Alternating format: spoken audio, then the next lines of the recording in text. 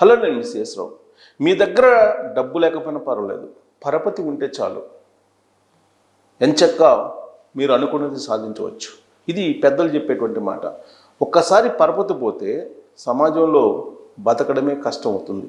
సరిగ్గా ఇలాంటి అభిప్రాయాన్ని మనం ఆంధ్రప్రదేశ్కి వర్తింపజేస్తే, చంద్రబాబు నాయుడు గారు చెప్పేటువంటి మాటలు నమ్మకపోతే ఏం జరుగుతుంది అనేది మనకి 2019లో జరిగింది. మరి ఇప్పుడు చంద్రబాబు నాయుడు గారిని నమ్మాలా, అవసరం లేదా? నమ్మకపోతే ఏం జరుగుతుంది అనేదానికి నిదర్శనం 2019 నుంచి 2024 వరకు జరిగినటువంటి పరిపాలన విధ్వంసం. 10 ఏళ్ల పాటు ఆంధ్రప్రదేశ్ వెనక్కిపోయిందని చెప్పి చంద్రబాబు నాయుడు గారు చెప్తూ ఉన్నారు. 2019 నుంచి 2024 వరకు జగన్మోహన్ రెడ్డి గారు సాగించినటువంటి పరిపాలన కారణంగా. వాస్తవంగా 2019 ఎన్నికలకు ముందు చంద్రబాబు నాయుడు గారు ప్రతి ఎన్నికల వేదిక మీద మళ్ళీ మీరు తెలుగుదేశం పార్టీని గెలిపించండి, ఆంధ్రప్రదేశ్ని నెంబర్ 1 చేసి చూపిస్తానని చెప్పేసి ఆయన చెప్పారు. అంతేకాదు చాలా వేదికల మీద వంగి వంగి దండం పెట్టారు. దండం పెట్టడంతో పాటు మీరు హైదరాబాద్కు పోయి పాచి పనులు చేసుకోవాలనుకుంటున్నారా, మీకై మీరు అభివృద్ధి చెందాలనుకోవట్లేదా అని కూడా కొంచెం కటువుగా మాట్లాడారు. అయినప్పటికీ ఆంధ్రప్రదేశ్ ఓటర్లు, ఆంధ్రప్రదేశ్ జనం జగన్మోహన్ రెడ్డి గారి వైపు మొగ్గు చూపారు 2019 ఎన్నికల్లో. దీంతో ఎంత నష్టం జరిగిందనేది తెలుసు. ఇప్పటికైనా నమ్మండి, మీరు 2029లో కూడా మళ్ళీ కూటమి ప్రభుత్వాన్ని గెలిపించండి, ఆంధ్రప్రదేశ్ అభివృద్ధి చెందుతుంది అని చెప్తూ ఆయన ఒక విజన్ని ఆవిష్కరించి ప్రజలకు చూపించారు. ఆ విజన్ ప్రకారం ఏంటంటే, ఆంధ్రప్రదేశ్లో ఉండేటువంటి ప్రతి ఒక్కరిని కోటేశ్వరులు చేస్తాను అని చెప్పి చెప్తున్నారు ఆయన. ఇప్పుడు తలసరి ఆదాయం ఆంధ్రప్రదేశ్లో 2,68,000 సుమారుగా ఉంది. ఈ తలసరి ఆదాయాన్ని 54 లక్షలకి తీసుకెళ్ళాలి అనేది ఆయన టార్గెట్. ఆ విషయాన్ని చెప్పారు చంద్రబాబు నాయుడు గారు. ఎప్పటికీ 2047కి విజన్ 2047 ఏ విధంగా ఉండబోతుంది అనేది ఆయన క్లియర్గా చెప్తూ ఉన్నారు. అది సాకారం కావాలంటే కనుక ఖచ్చితంగా 2029 ఎన్నికల్లో మళ్ళీ కూటమి ప్రభుత్వం రావాలి. ఒకవేళ మిస్ఫైర్ అయ్యిందా 2019లో నుంచి 2024 వరకు ఏం జరిగిందో అది జరుగుతుంది. అందుకే ఇప్పటి నుంచి అప్రమత్తం చేస్తూ ఉన్నారు. అప్రమత్తం చేస్తూ విజన్ 2047ని ప్రజల్లోకి, ప్రతి మారుమూల గ్రామంలో ఉండేటువంటి పౌరుడు కూడా తెలిసేలాగా చేయాలని చెప్పి ఆయన లక్ష్యంగా పెట్టుకున్నారు. దానికి సంబంధించి మంత్రులు కూడా అలర్ట్ చేశారు.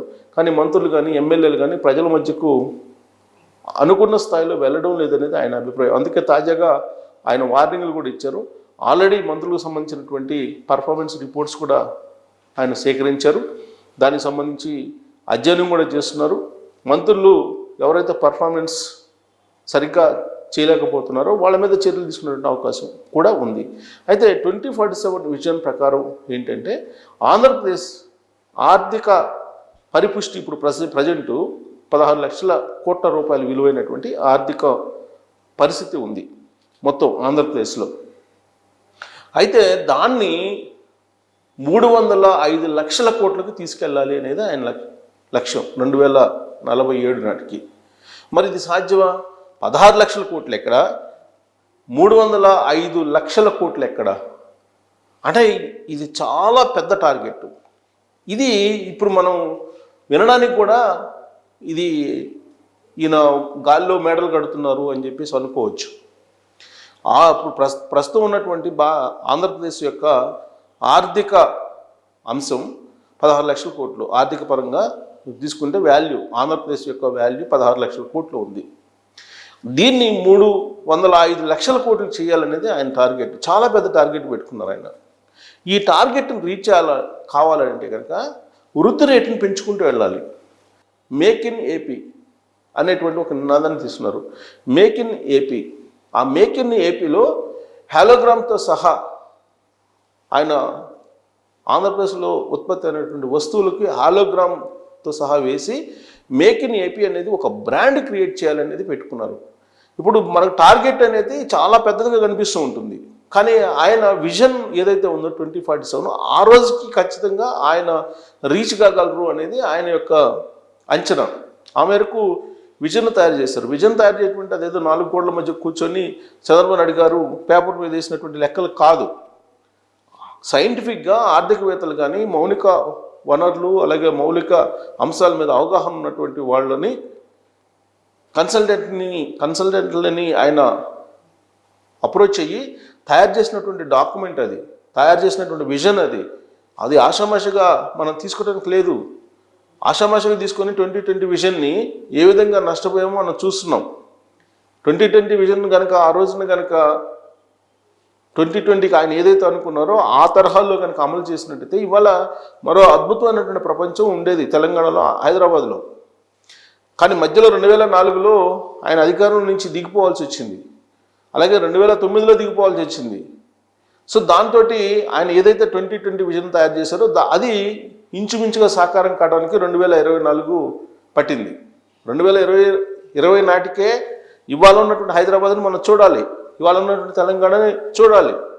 కానీ లేటుగా ఇప్పుడు కొంచెం ఇంచుమించుగా చూస్తున్నాం. కానీ ఇప్పటికి కూడా ఫుల్ పేజ్డ్గా 2020 విజన్ అనేది ఇంకా సాకారం కాలేదు పూర్తి స్థాయిలో. హైదరాబాద్లో పూర్తి స్థాయిలో సాకారం కాకపోతేనే హైదరాబాద్ ఇవాళ గ్రోత్ ఇంజిన్గా ఉంది తెలంగాణకి.